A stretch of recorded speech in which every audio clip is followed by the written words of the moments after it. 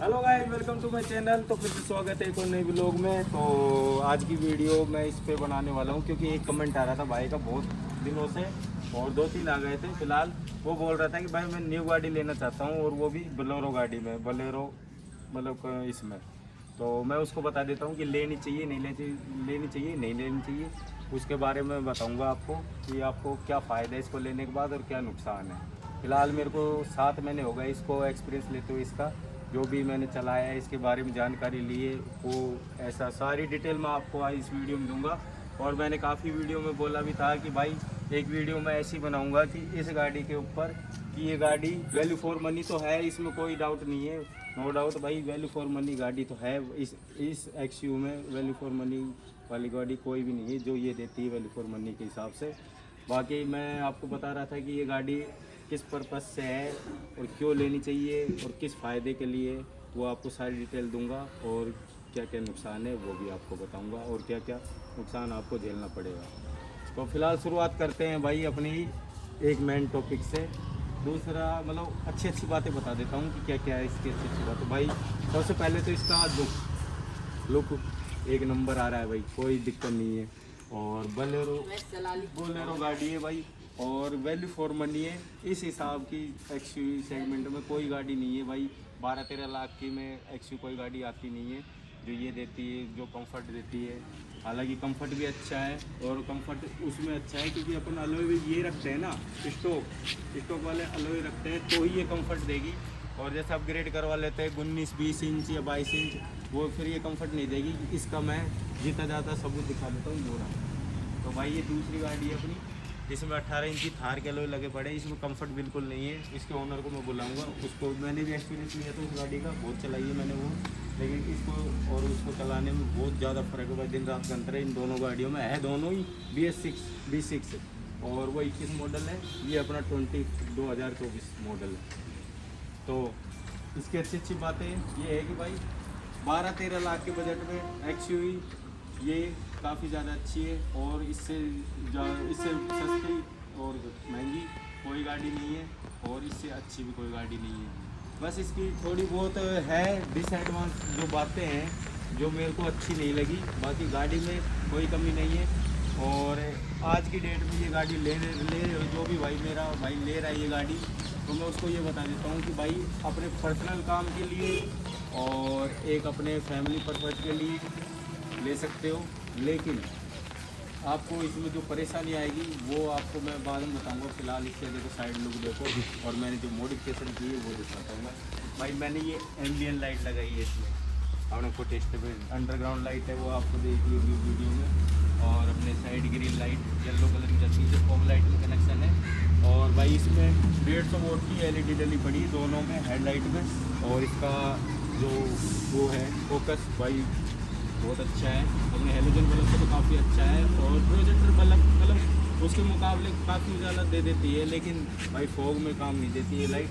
अपनी fog light काम देती है, क्योंकि मैंने इसलिए नहीं चेंज करा है फॉग लाइट, क्योंकि अपनी जैसे सर्दी आती है तो उसमें फॉग जम जाता है, खेतों में ऐसे ही पानी वानी दिए रखते हैं तो उससे ज़्यादा धुंध तो ये काम देते हैं। तो फॉग LED लाइट काम नहीं देती। तो अच्छी बात ये हो गई भाई। आ जाओ अंदर बताता हूँ मैं।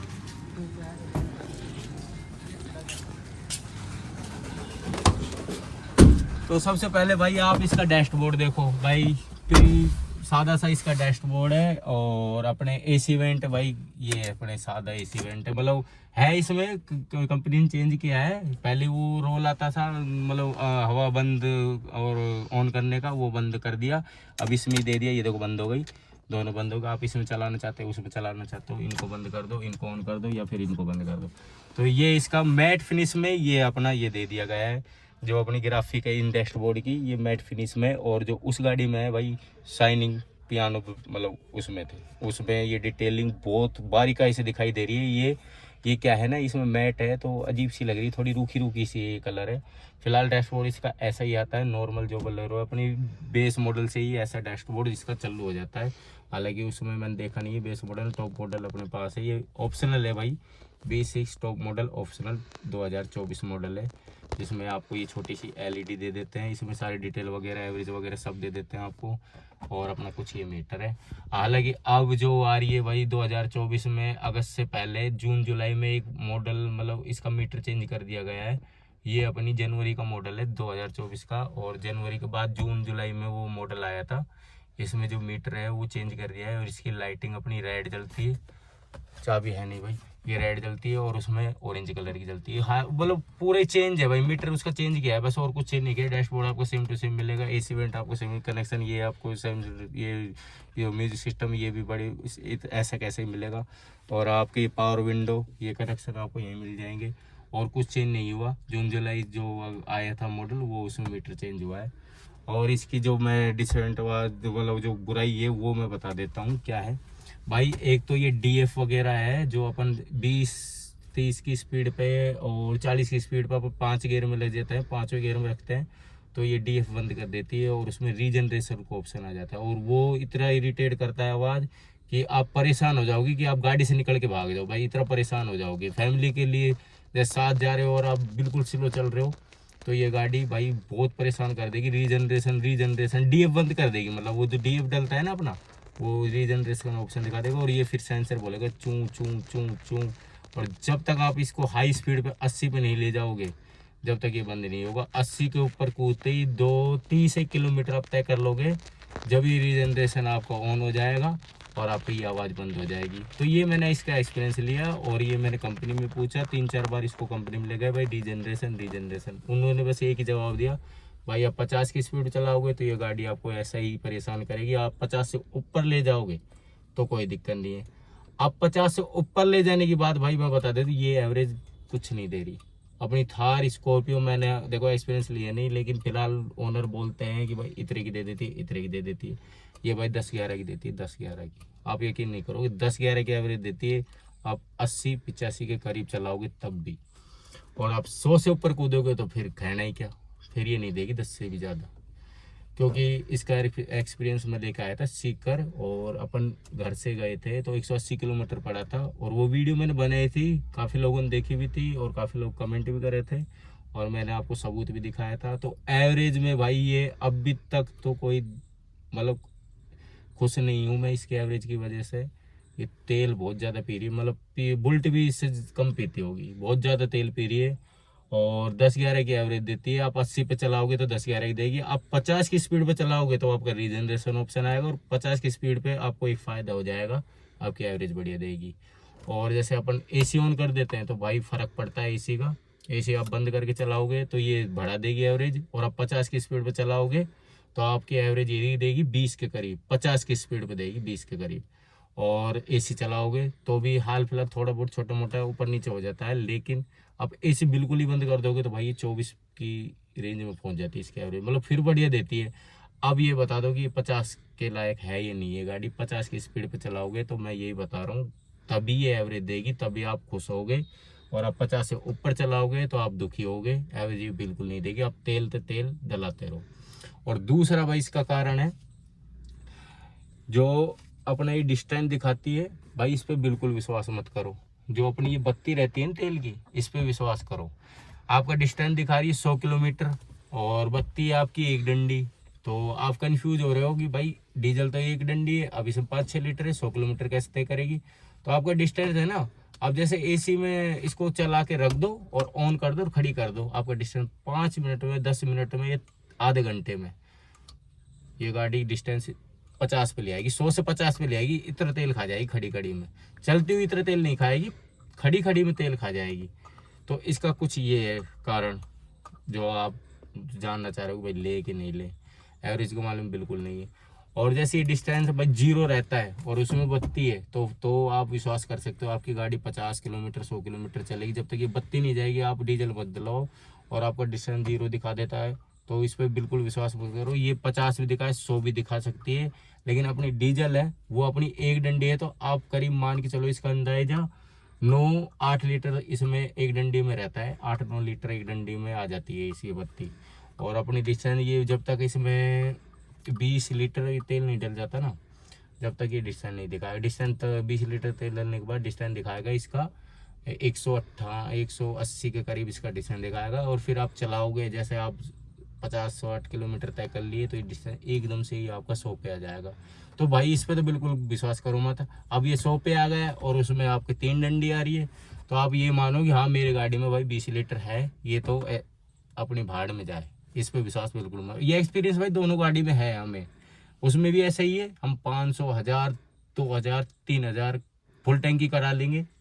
जब गाड़ी एक डंडी आ जाएगी और ये डिस्टेंस 0 कर देगी तो हम इस पे विश्वास करेंगे भाई ये जब तक है, जब तक हम इसको चलाएंगे। अब मैं देखो 50-60 किलोमीटर लेके गया था और इसका डिस्टेंस 0 था, और मेरी गाड़ी 50-60 किलोमीटर चल भी गई, घर भी आ गई और घर का काम भी कर लिया, और मतलब वैसे घूम भी लिया, छोटा मोटा काम कर लिया, मतलब 80 के करीब किलोमीटर चल लिया और डिस्टेंस 0 था भाई, बिल्कुल 0। अब मानो कि आप डिस्टेंस पे जाओगे भाई, मेरा डिस्टेंस 0 हो गया, गाड़ी बंद हो जाएगी, तो ये आपका भ्रम होगा भाई। आपकी ये डंडी जब तक है, जब तक आपकी गाड़ी बंद नहीं होगी, और कोई दिक्कत नहीं है भाई। ये मेरी बत्ती अब गई है, देखो 80 किलोमीटर तय करने के बाद अब भी गई, और अब भी ये जाने के बाद ये बत्ती भी चल जाती है ना भाई, इसका भी एक अच्छा कारण है। ये भी भाई 30 किलोमीटर तय कर लेती है जब बत्ती चल जाती है, तो कोई दिक्कत नहीं है, टेंशन नो डाउट। चलो भाई, तो इसका कुछ ये कारण है। आप बताओ कि आपको नई मतलब बोलेरो गाड़ी में आपको लेनी चाहिए नहीं लेनी चाहिए, ये जो मेन रीज़न है इसका लेने का नहीं लेने का। जो भाई एवरेज के मामले में ले रहा है और सस्ती टिकाऊ ले रहा है, देख सस्ती टिकाऊ तो गाड़ी है, लेकिन एवरेज के मामले में ये बेकार है। और दिखा सकता हूँ जो भाई की गाड़ी है, इसके बड़े भाई की है भाई। हाँ बता, सही बात है या नहीं? दोनों गाड़ी में सही बात है ना? अपने में 18 इंची डल रहे हैं और इसमें 15 इंची है, और दोनों गाड़ी सेम एवरेज दे रही है, और दोनों गाड़ी सेम जगह पे गई थी, और सेम डीजल डला था, बिल्कुल सेम डीजल। दोनों में एक भी नहीं डंडी नहीं बची ना? नहीं, बिल्कुल नहीं बचा। और एवरेज क्या दे रही थी दोनों? एवरेज 10, 11 लास्ट, 11 थी ना? 11 लास्ट, और ये थी 10.9। 10.9 इतनी थी दोनों की, हाँ। सेम ही थी दोनों की। अब भाई मेरी सुनो, अब दोनों गाड़ी लेके गए थे भाई, दोनों गाड़ी का कारण देखो, उसमें 18 इंची है, वो देखो 18 इंची टायरों में भी 10-11 की दे रही है, उसमें अपन विश्वास कर सकते हैं हाँ भाई मैंने बड़े टायर डला रखे हैं तो इस वजह से एवरेज घटा रही है। अब इसका क्या करे भाई, जब इसमें तो कंपनी से ही फिटेड 15 इंची आए हैं, तो ये जब भी एवरेज नहीं दे रही, इसमें तो कोई बड़े टायर भी नहीं है, इसमें तो कोई एवरेज ही नहीं दे रही है। और भाई जो गाली देना चाह रहा है या कुछ भी बोलना चाह रहा है, देखो मैं सच्चाई बता रहा हूँ, सच्चाई देखो, जो मैं इस पे फील कर रहा हूँ, इसका एक्सपीरियंस ले रहा हूँ, मैं आपको शेयर कर रहा हूँ। देखो बाद में आप ले लेते हो भाई मेरी गाड़ी इतने की दे रही है, मेरी गाड़ी इतने की दे रही है, तो भाई वो आपकी देती होगी, लेकिन मैं ये बता देता हूँ ये मेरी हकीकत है और सच्चाई बात है। दोनों गाड़ियाँ मैं 50 की रेंज पे चलाता हूँ और 25 किलोमीटर की तय कर लेता हूँ, तो ये गाड़ी बढ़िया देगी, और हाईवे पे तो और भी अच्छी देगी, वो भी 50-60 की स्पीड पे। और 80 पे आप तय कुदा दी और एसी चला दी तो आपकी ये 10 की भी नहीं देगी। तो ये है इसके एवरेज का वो, और ये सबसे बेकार बात है। बाकी अच्छी बातें आपको बता देता हूँ भाई, स्पेस इसका इस तरह सा है, देखो पीछे दिखा देता हूँ, ये आपको बीच में स्पेस मिलता है भाई। पीछे वाला मोटा आदमी तो बिल्कुल नहीं बैठ सकता, हमारे जैसे पतले आदमी तो आराम से बैठ सकते हैं। फैमिली पर्पस से ये बहुत कम है, मतलब खेतों के लिए बड़ी देसी गाड़ी है, देसी लोगों के लिए अच्छी है, खेतों में कूदने लायक बहुत बढ़िया है, कोई दिक्कत नहीं है। इसको कहीं ले जाओ, डोले खड्डे कीचड़ फीचड़ कहीं भी कुदाओ, कोई दिक्कत नहीं है। और बाकी स्पेस के मामले में भाई इसमें है ये एक वो है कमी। पीछे भाई बूट स्पेस, हालांकि अभी बच्चे की साइकिल रखी भाई बूट स्पेस ये है, देखो साइकिल भी नहीं है ये छोटी सी साइकिल। अब देखो अभी सीट फोल्ड कर दूंगा तो इसमें एक जगह 2 जना बैठ जाएगा, तो उसके लेग अड़ेंगे बीच में से, कंफर्ट नहीं बैठेगा। तो ये इसका बूट स्पेस है। ये देखो ये मतलब एक्सयूवी है, लेकिन फैमिली पर्पस से, ज़्यादा लंबी फैमिली पर्पस से नहीं है, छोटी फैमिली के लिए ठीक है। और वैल्यू फॉर मनी ठीक, वो भी अच्छी है। दोनों का स्पेस देखो भाई ये है, तो इसमें मैं बैठ जाऊँ भाई, मैं 6 फुट हाइट हूँ, तो मेरी इसमें सर अड़ता है पीछे डिग्गी, मैं कंफर्ट नहीं बैठ सकता इसमें, इधर सर अड़ता है मेरा हेड।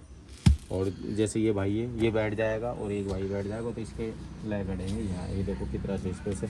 अब इसमें देखो बेस ट्यूब रखने की भी जगह नहीं है, अगर हवाबाजी करनी हो तो किसी को, तो हवाबाजी के लिए बिल्कुल नहीं है। हवाबाजी तो आप अलग डलवा लो, और बेस ट्यूब जैसे फैमिली पर्पज से नहीं लो, अकेले के लिए ले लो, फिर तो बेस ट्यूब की सीट से हटा दो, बेस ट्यूब का पूरा सेटअप रख लो, रिलायबिलिटी टिकवा लो, फिर हवाबाजी फुल होगी। हवाबाजी में भी अच्छी है। बाकी ये देखो इधर आओ, दोनों गाड़ी भाई सेम है, बस इसका देखो पुराना महिंद्रा का लोगो है ये, क्योंकि किस मॉडल है अपनी आई थी 22 में आ गई थी, वो नए वाले लोगों की। दोनों में भाई LED लाइट डल रही है 150 वोट की। और इसको देखने के बाद फिर हम भी सोच लिए कि हम भी बोलेरो लाएंगे, लेकिन इन्होंने हमें ये नहीं बताया कि इसका कारण ये है। नहीं, मैं लेता नहीं भाई बोलेरो, बिल्कुल भी नहीं लेता। हाँ भाई, प्राइस के इसके जो प्राइस है वो अच्छी है भाई, वैल्यू फॉर मनी है भाई। जो भाई 12-13 लाख के बजट में कोई गाड़ी लेना चाह रहा है और फुल XUV लेना चाह रहा है, XUV फीलिंग लेना चाह रहा है, फिर तो उसके लिए अच्छी है। बाकी जो मैं इसका कारण बताया था, अगर उसके लिए लेना चाह रहा है तो बिल्कुल सही नहीं है। थार ले लो, स्कॉर्पियो ले लो। और ये देखो आप 15 इंची अलॉय व्हील है और इसका ये देखो रफ हो गया पूरा, 7 महीने हो गए। ये इसकी क्वालिटी है भाई अलॉय व्हील की, ये कंपनी के थ्रू। ये देखो ये इसकी क्वालिटी, क्रोम उतर गया भाई, वो भी बारिश के पानी से उतरा है। और मैंने कितनी वीडियो बनाई थी, बहुत ज़्यादा वीडियो बनाई थी। और दूसरा ऑप्शन भाई इसका कमी, मोटी ज़्यादा कमी, ये देखो इधर आओ। हॉर्न का 2 वो दिए इसमें सेटअप, जिसमें एक पत्ती अपनी टूट गई है। ये हॉर्न का वजन नहीं झेल पाई, इसकी बिल्ड क्वालिटी है देखो। और जो ये सेंसर है भाई AC का, भाई इसने इतना परेशान कर दिया, इतना परेशान कर दिया। और कंपनी वाले को स्कैम देखो भाई, अगर लगवाओ तो अपनी सामने लगवाओ। कंपनी वाले क्या है, पुराना वाला नोकल वाला सेंसर लगा दिया और सेंसर फिर से ख़राब हो गया। फिर क्या क्लेम कर रहे हैं कि आपने हॉर्न लगवाए, आपने LED डलवाई है, आपने ये फॉग लाइट बल्ब चेंज करवाए। ये कंपनी वाले को बहाना है सेंसर चेंज नहीं करने का। भाई ये सेंसर 3 बार चेंज हो चुका है, ये आपका ख़राब होगा, आपको परेशान करेगा भाई। AC नहीं चलेगी, बिल्कुल गर्म हवा देगी। ये अब काम कर रहा है, अच्छे से काम कर रहा है, क्योंकि ठंडा मौसम है, इस वजह से ये काम कर रहा है। अभी जैसे हीट का मौसम हो जाएगा ये ख़राब हो जाएगा, इसका सबसे मोटी प्रॉब्लम ये है। और दूसरी भाई, कंपनी वालों ने, मैं 3 बार बोल दिया था, 3 बार ये सर्विस पे गई थी, 3 बार मैंने ये बोला था कि इसके जो टायरों के सेंसर है, एयर प्रेशर जो दिखाते हैं, वो ऐसे क्रॉस टाइप में है। जो ये टायर का सेंसर है वो पिछले टायर में दिखाता है, जो ये टायर का टायर है जो इस टायर में दिखाता है। मतलब उलझन है थोड़ी बहुत, तो उन्होंने बिल्कुल नहीं किया। देखो हमारा बिल्कुल साथ नहीं दिया, हम फिर भी चला रहे हैं, हमको कोई मतलब नहीं है। हम तो देसी लोग हैं भाई, खेतों में चलाते हैं, अपन को काम ही क्या है भाई, खाद का कट्टा लाना। वो जहाँ आप समझ सकते हो कि हम खेतों में ऑफ रोडिंग ऐसे ही बस हाल फिलहाल कर लेते हैं। फैमिली पर्पज से भी है भाई, हमारी फैमिली भी जाती है, कोई दिक्कत नहीं। बस ये जो मैंने कमी बताई ये कमी है। आपको इसको ऊपर लेना चाह रहे हो तो बिल्कुल मत लो, और आप प्राइस जैसे वैल्यू फॉर मनी के ऊपर लेना चाह रहे हो तो कोई दिक्कत नहीं है, आप ले सकते हो। तो ये थी इसकी सच्चाई। अब मेरे को आप कमेंट में बता देना कि आपको अच्छी लगी या नहीं लगी। तो आज की वीडियो यहीं खत्म करते, तो कभी टाटा बाय बाय।